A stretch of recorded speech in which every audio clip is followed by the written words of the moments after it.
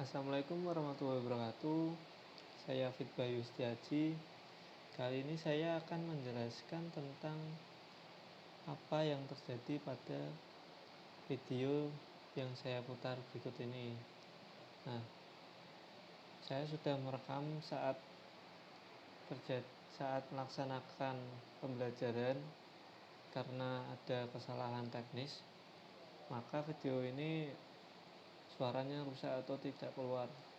Maka dari itu saya akan memutuskan untuk merekam dengan cara menjelaskan dan mengisi secara eksternal.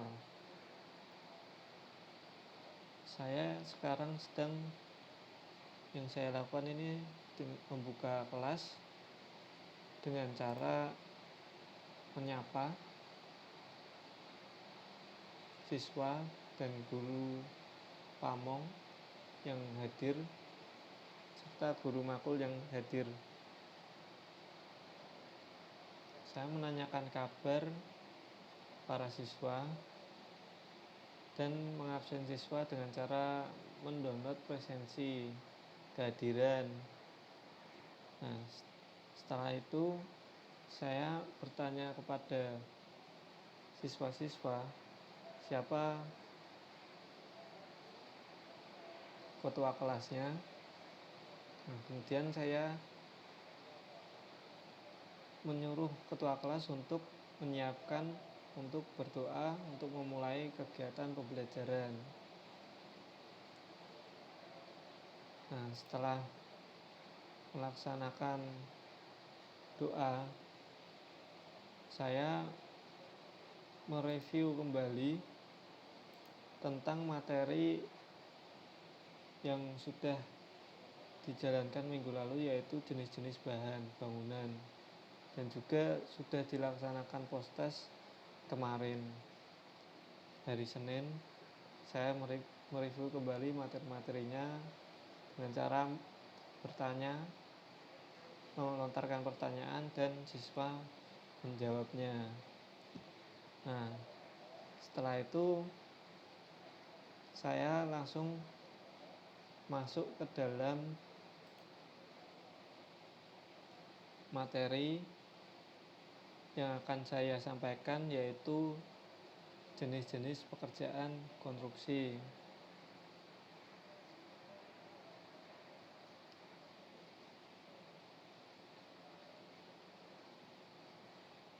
Bisa dilihat ini sudah mulai menjelaskan tentang jenis-jenis pekerjaan konstruksi bangunan gedung, dan nanti saya akan sampaikan apa saja yang akan saya jelaskan sesuai dengan video ini.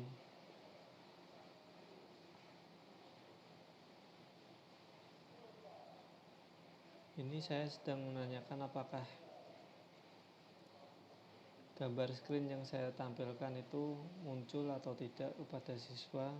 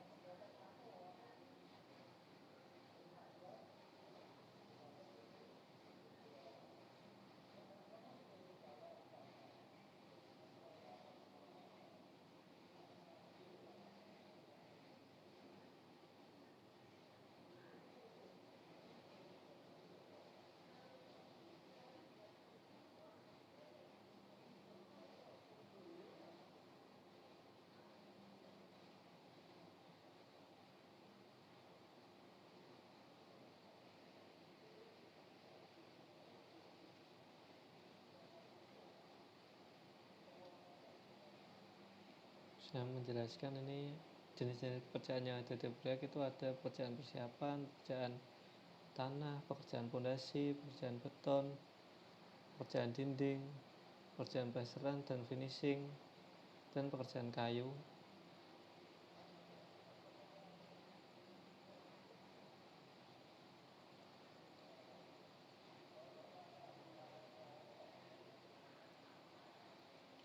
karena ini ada gangguan jaringan saat melakukan recording, maka ini gambarnya putus-putus.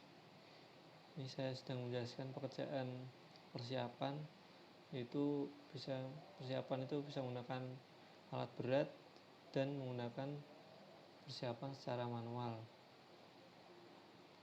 Contohnya seperti pada gambar ini, menggunakan pembersihan lahan menggunakan alat berat dan pembersihan lahan secara manual.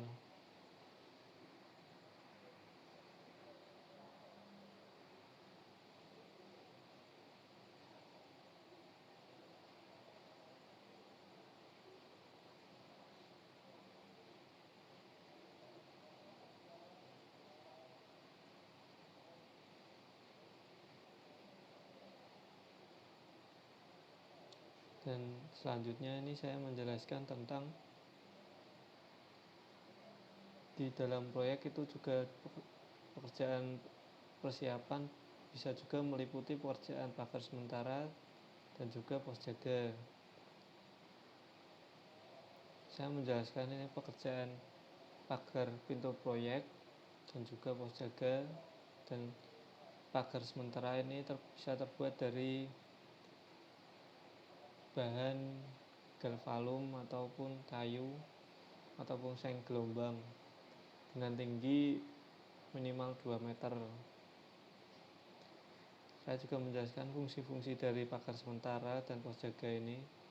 Fungsi pagar sementara ini bisa berfungsi untuk menjaga keamanan proyek dan juga melindungi bahan-bahan dan keselamatan K3.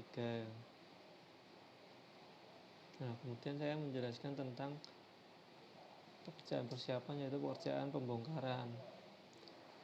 Pekerjaan pembongkaran bisa menggunakan alat berat dan juga bisa menggunakan manual. Saya menjelaskan ini pekerjaan pembongkaran dilakukan sebelum melaksanakan pekerjaan pembersihan lahan. Jika ada bangunan yang berdiri sebelumnya, maka akan diratakan. Kemudian ini saya menjelaskan pekerjaan persiapan itu ada direksi kit, bedeng, dan gudang. Kalau direksi kit itu untuk tempat staf atau pekerja kantor untuk koordinasi pelaksanaan pembuatan bangunan. Sedangkan bedeng itu saya menjelaskan kalau bedeng itu tempat istirahat para tukang yang merantau dan istirahatnya di bedeng. Kemudian saya menjelaskan tentang fungsi gudang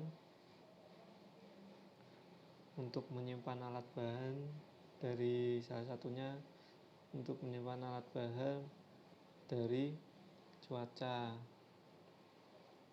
Ini juga saya menjelaskan tentang pekerjaan boplang dan jalan sementara.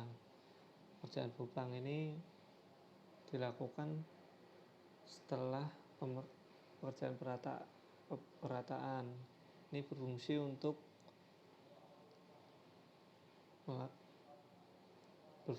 saya menjelaskan ini berfungsi untuk sebagai titik acuan pekerjaan galian. Nah, saya juga menjelaskan fungsi dari jalan sementara. Ini salah satunya itu untuk tempat suatu jalan mobilisasi bahan proyek. Apabila tidak ada jalan sementara, maka mobilisasi ini akan terganggu jika cuacanya sedang buruk atau lagi hujan.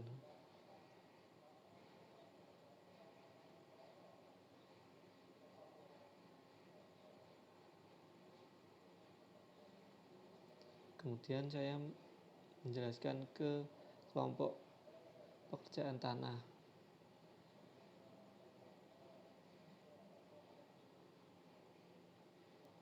Ini yang pertama, yaitu pekerjaan tanah ada galian urukan pondasi manual dan galian atau urukan pondasi dengan menggunakan alat berat. Jika kita sedang membangun rumah sederhana, kita bisa menggunakan galian manual atau menguruk kembali dengan manual. Apabila kita mengerjakan proyek yang besar atau dengan luasan yang lebar yang besar, ini bisa menggunakan bantuan alat berat.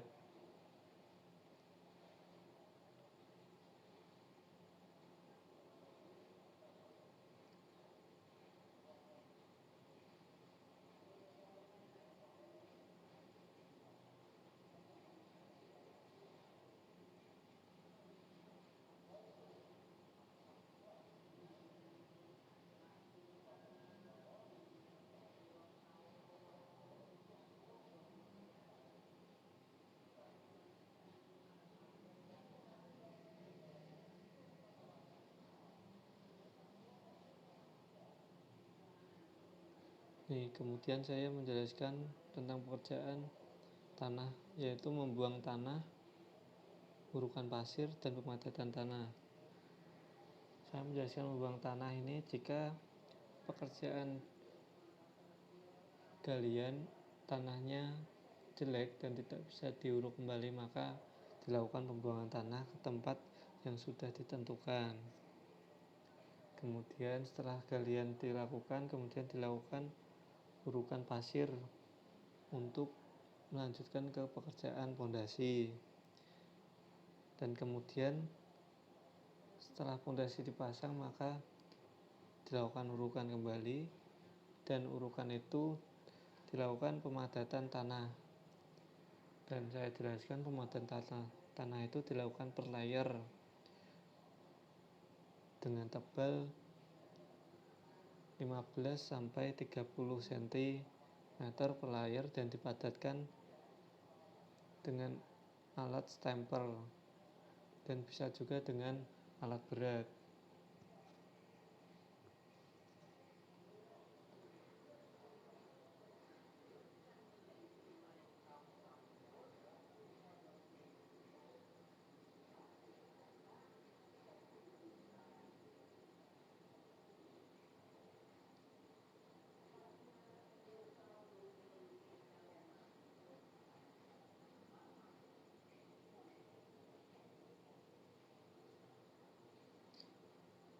Kemudian saya menjelaskan tentang pekerjaan pondasi. Ini saya memperlihatkan gambar potongan pondasi agar siswa itu tahu apa saja yang ada pada pekerjaan pondasi. Dan ini saya menjelaskan tentang pondasi batu belah dan juga pasangan unstamping. Dan saya menjelaskan tentang fungsi dari unstamping atau pasangan batu kosong ini seperti apa. Saya menjelaskannya.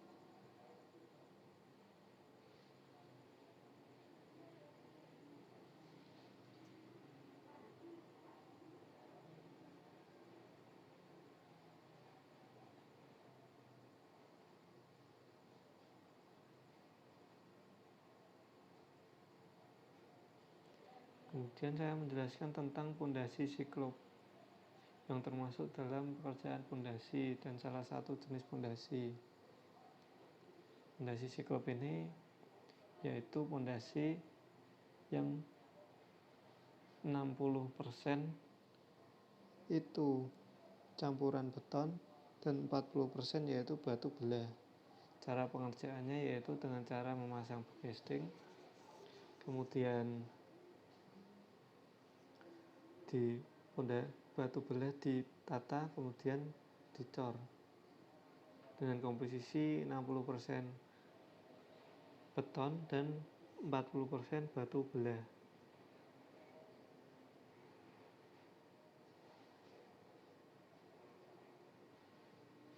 Saya menjelaskan ini karena di HSP itu ada jenis pondasi siklop.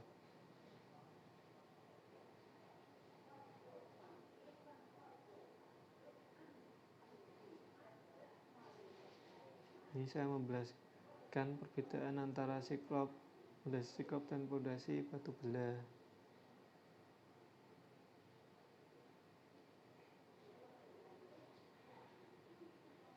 Kemudian saya menjelaskan tentang pekerjaan beton. Ini ada pekerjaan footplat dan pekerjaan penulangan dan begising footplat.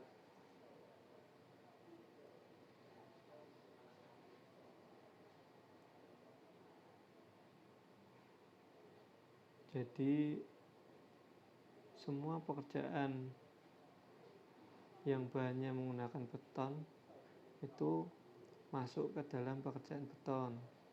Dan saya menjelaskan juga begisting dan tulangan itu termasuk ke dalam kelompok pekerjaan beton. Saya juga menjelaskan ini ada pekerjaan slough dan pekerjaan penulangan dan begisting slough.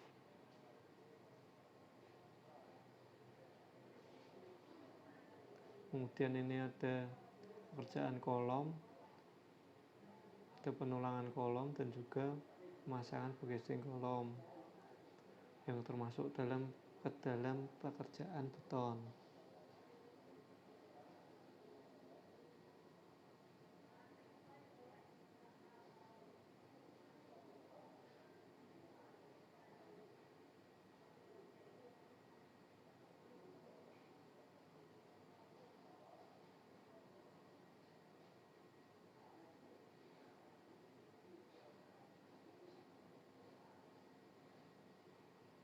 Kemudian saya menjelaskan tentang pekerjaan balok dan plat beserta penulangan balok dan penulangan plat dan juga pemasangan begisting balok dan plat. Saya menjelaskan ini dipasang secara bersamaan karena pekerjaan balok dan plat itu dikerjakan secara bersamaan. Ini saya memperjelas dalam bentuk 3 dimensi bagaimana gambaran pekerjaan balok dan plat.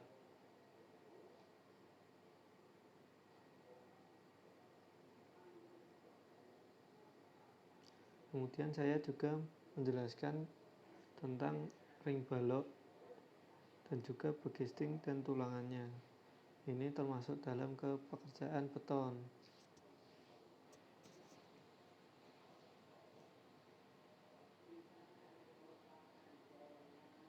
Kemudian saya masuk ke dalam pekerjaan dinding. Kelompok pekerjaan dinding ini saya menjelaskan apa saja yang termasuk ke dalam pekerjaan dinding.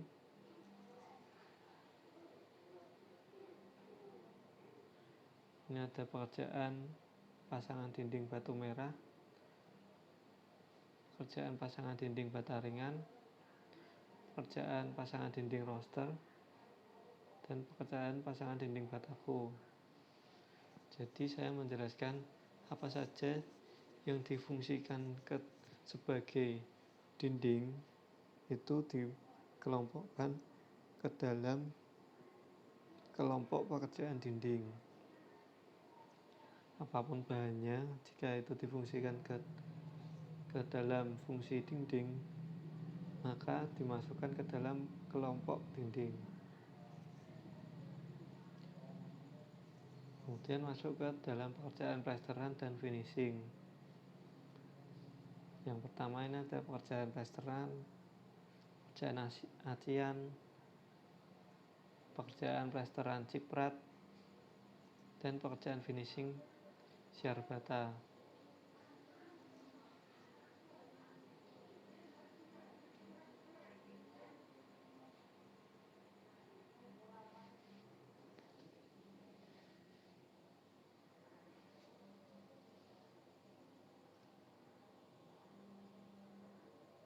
Saya menjelaskan satu persatu plesteran itu yang gimana, acian itu bagaimana, dan bedanya pekerjaan plesteran ciprat dan plesteran biasa, serta menjelaskan tentang pekerjaan finishing siar bata.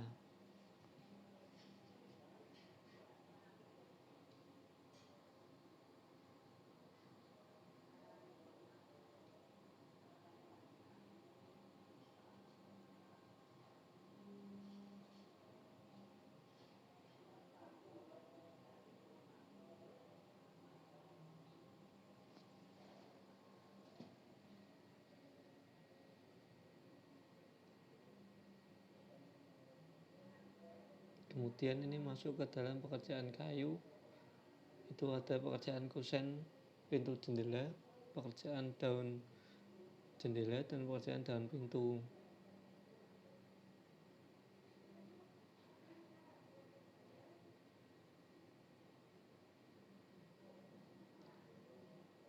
Di dalam pekerjaan kayu ini saya menjelaskan itu apapun bahan yang terbuat dari kayu itu dimasukkan ke dalam pekerjaan kayu. Ini juga ada pekerjaan rangka atap kayu, itu di dalam rangka atap bisa meliputi pekerjaan gording, saya tunjukkan itu mana gording, dan pekerjaan kuda-kuda kayu, saya menunjukkan kuda-kuda kayu itu yang mana, dan juga saya menunjukkan pekerjaan nok dan papan Ritter itu yang mana, serta saya menunjukkan pekerjaan usuk dan reng, dan juga pekerjaan lisplang.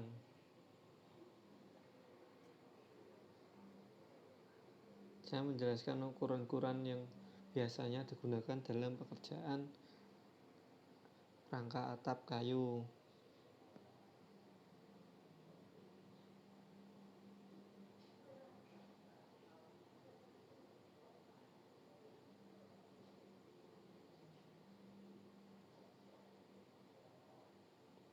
Kemudian saya juga menjelaskan tentang pekerjaan rangka langit-langit atau rangka plafon. Jika rangka plafon ini terbuat dari kayu, maka pengelompokan pekerjaan ini dimasukkan ke dalam kelompok pekerjaan kayu. Kemudian dilanjutkan dengan pekerjaan kunci dan kaca. Dalam pekerjaan ini meliputi pekerjaan pemasangan kunci tanam, pemasangan kunci jendela, pemasangan engsel pintu jendela, pemasangan kait angin, pemasangan door closer, pemasangan door stop, dan pemasangan kaca pintu jendela. Saya menjelaskan apa saja yang dapat masuk ke dalam pekerjaan kelompok kunci dan kaca. Kemudian saya menjelaskan tentang pekerjaan penutup lantai dan dinding. Ini bisa meliputi pemasangan plin dan lantai keramik, pemasangan lantai marmer, pemasangan lantai karpet, pemasangan dinding porselin, pemasangan dinding keramik, pemasangan batu tempel, dan pemasangan paving block. Saya menjelaskan apapun bahannya, jika difungsikan sebagai penutup lantai dan dinding, maka ini dikelompokkan ke dalam penutup lantai dan dinding, pekerjaan penutup lantai dan dinding.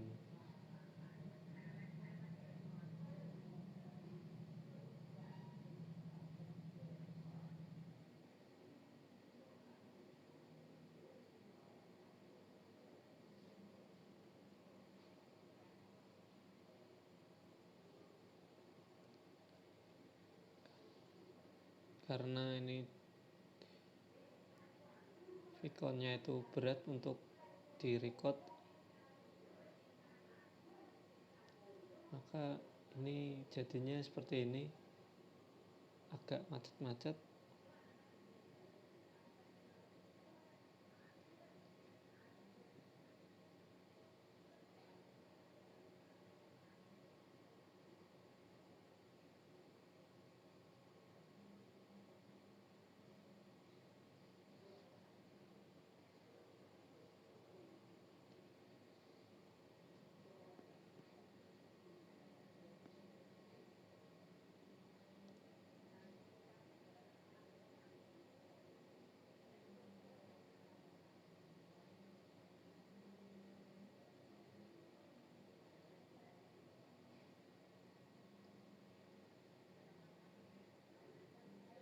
Ini saya menjelaskan tentang pekerjaan langit-langit atau pekerjaan plafon. Pekerjaan langit-langit ini bisa dikelompokkan. Ini seperti pekerjaan plafon gipsum, pekerjaan plafon akustik. Plafon akustik itu plafon dari bahan fabrikasi yang terbuat dari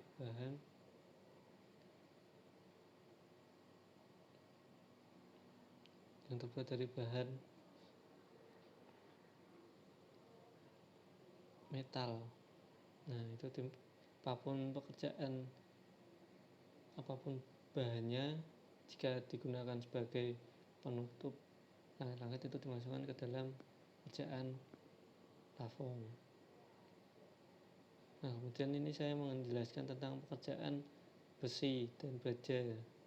Ini ada pekerjaan kuda-kuda profil dan pekerjaan profil siku.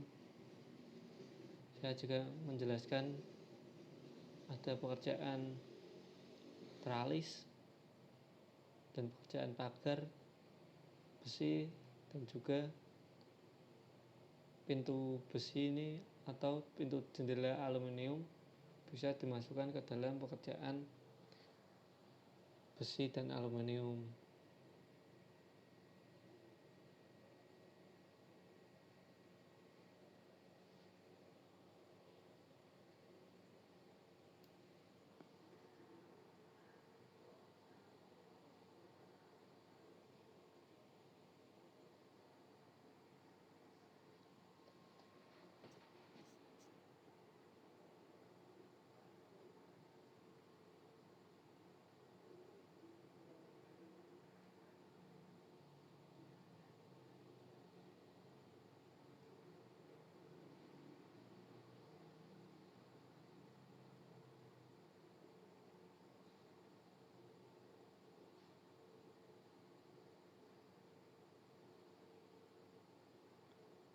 Selanjutnya ini saya menjelaskan tentang pekerjaan penutup atap.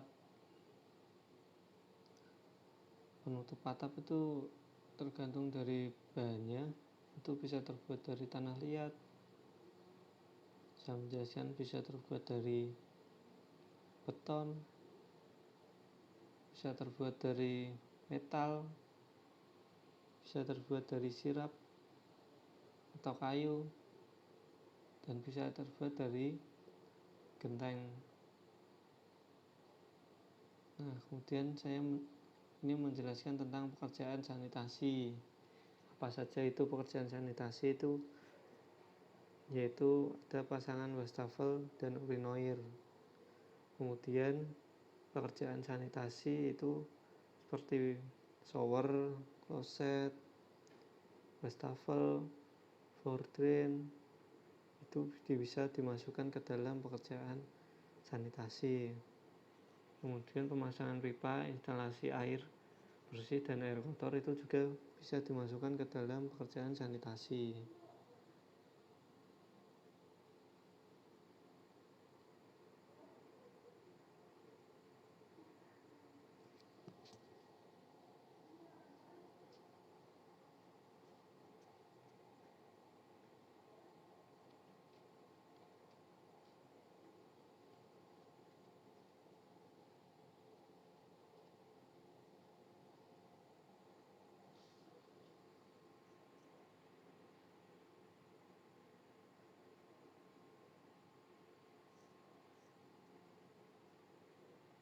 Ini selanjutnya saya menjelaskan tentang pekerjaan pengecatan. Di dalam pekerjaan pengecatan itu apa saja pekerjaan yang dicat, seperti pekerjaan pengecatan dinding, pengecatan pintu, kayu, besi, itu dimasukkan ke dalam pekerjaan pengecatan. Dan kemudian satu lagi itu pekerjaan elektrikal. Pekerjaan elektrikal itu seperti pemasangan meteran listrik, pekerjaan memasang sekring, memasang kabel lampu, memasang stop kontak, memasang saklar, dan juga memasang titik lampu atau lampu itu sendiri. Nah, ini gambarnya seperti ini.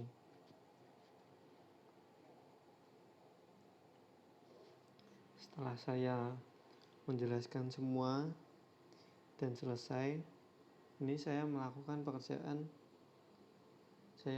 kegiatan tanya jawab. Saya mempersilahkan siswa untuk bertanya tentang apa yang saya sudah jelaskan tadi, dan juga tentang video yang sudah saya share sebelumnya dan bahan ajar yang saya share sebelumnya. Bisa ditanyakan setelah saya selesai menerangkan tentang PPT tadi, jenis pekerjaan. Nah, di sini banyak siswa-siswa yang bertanya tentang pekerjaan-pekerjaan ini.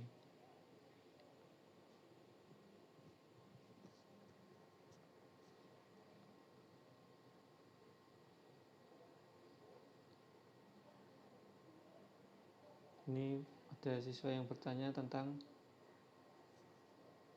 fungsi dari pekerjaan Boplang itu gimana, dan saya sudah langsung menjelaskannya. Dan juga ada yang bertanya tentang fungsi list pada pekerjaan plafon itu apa, apakah itu penting atau tidak. Kemudian saya juga sudah menjawabnya dan bisa diterima dengan siswanya. Kemudian ada yang bertanya kenapa pengecatan tidak dimasukkan ke dalam pekerjaan finishing. Itu juga saya sudah menjawabnya, dan jawaban saya sudah bisa diterima oleh murid dengan baik.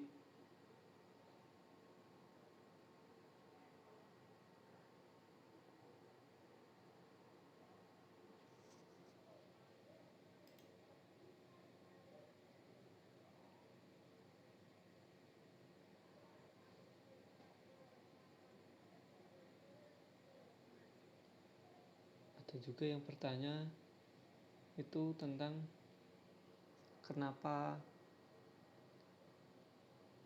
dinding itu bisa retak-retak. Itu kenapa?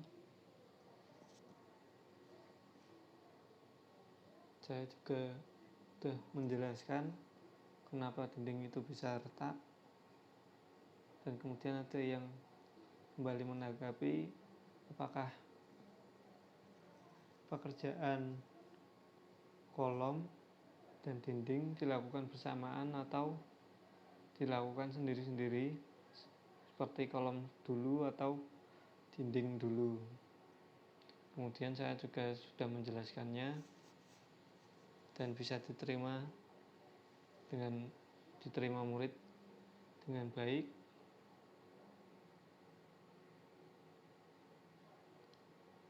Setelah saya memberikan kesempatan bertanya kepada siswa, kemudian saya melakukan resume tentang pembelajaran yang telah saya ajarkan, yaitu jenis-jenis pekerjaan konstruksi bangunan gedung yang sudah saya presentasikan. Kemudian saya merangkum itu dengan cara menggali kembali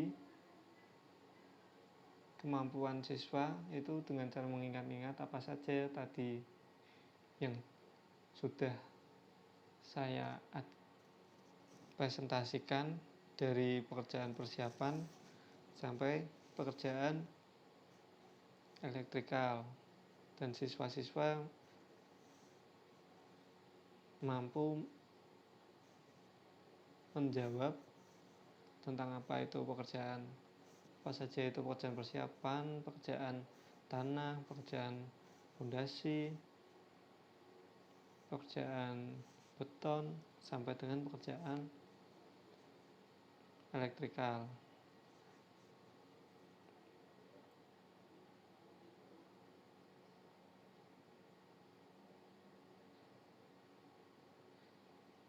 Setelah saya melakukan resume ini,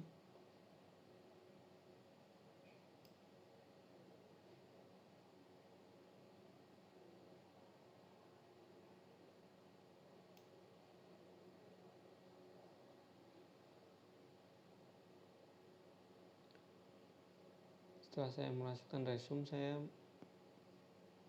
mencoba untuk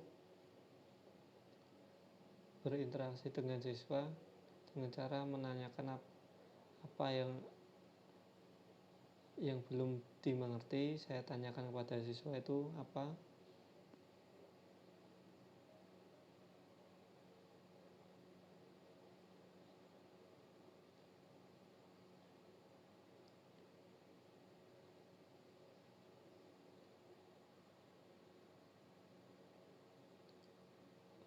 Banyak juga siswa yang aktif bertanya. Saya persilahkan juga pertanyaan di luar dari topik pembicaraan.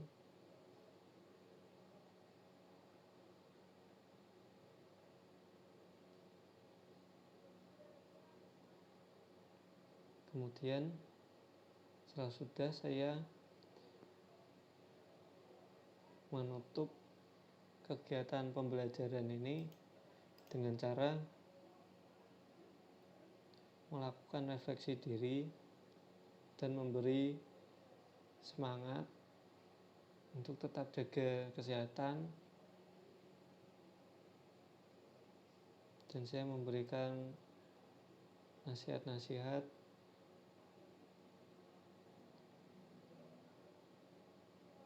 dan juga menutupnya dengan doa dan salam, dengan cara menyuruh ketua kelas untuk mempersiapkan dan melakukan doa.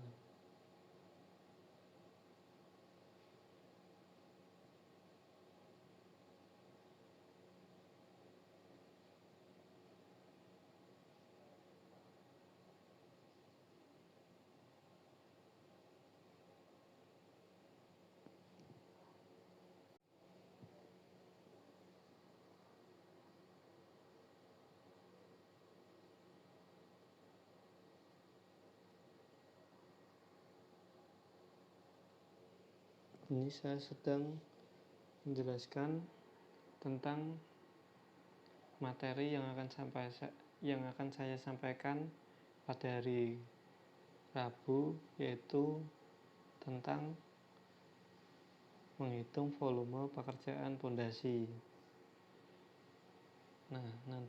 Nantinya saya kasih tahu, saya meng-share tentang video pembelajaran dan juga bahan ajar.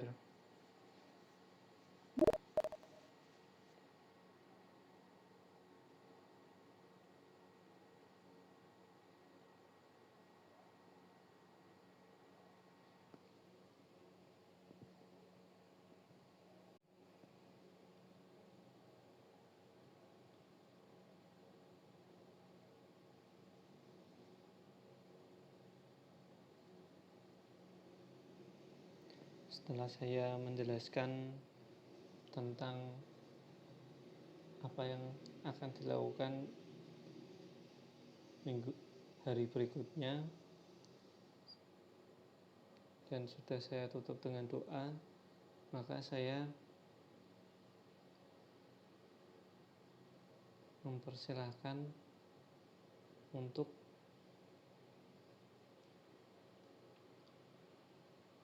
siswa ini bisa meninggalkan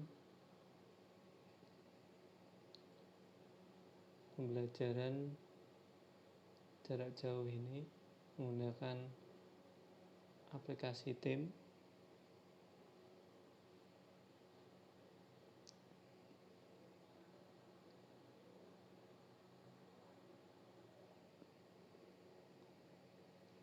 Terima kasih telah menonton video ini. Karena video ini banyak sekali kekurangan karena kesalahan teknik, maka saya meminta maaf sebesar-besarnya, dan saya ini sudah menunggu untuk melakukan mengajar lagi, ternyata tidak ada waktu, maka saya putuskan untuk mengisi suara dengan cara eksternal seperti ini.